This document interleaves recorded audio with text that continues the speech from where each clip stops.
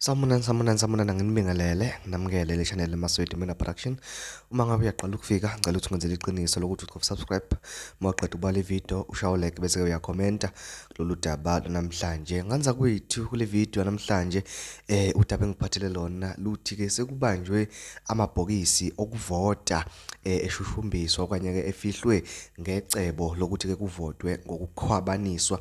Abanjwa kanjani nala amabhokisi kuthiwa ke atholakala nje avalelwe maningi ayizingqwambana okusola ukuthi ke angeneke ngama-truck angena ke nangamaveni njengoba kulokhu ubona izithombe la emva kwami agcwele ke athwenswi.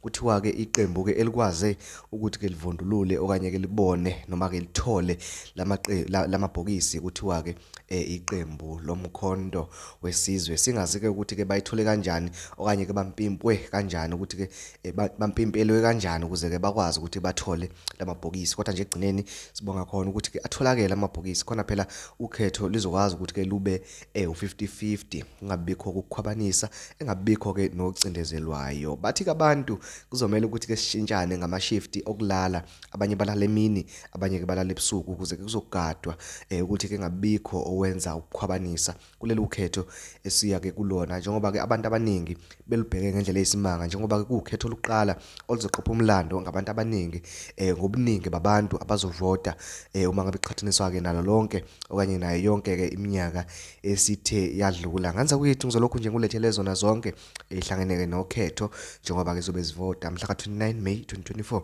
Engizocela kuwe ukuthi nje ungicofele subscribe ukuze ungeke usale ngaphandle kuwo wonke ama-video engizobe ngiwafaka kule channel Masweti Mina Production. Ngiyabonga sidibana kwivideo elandelayo.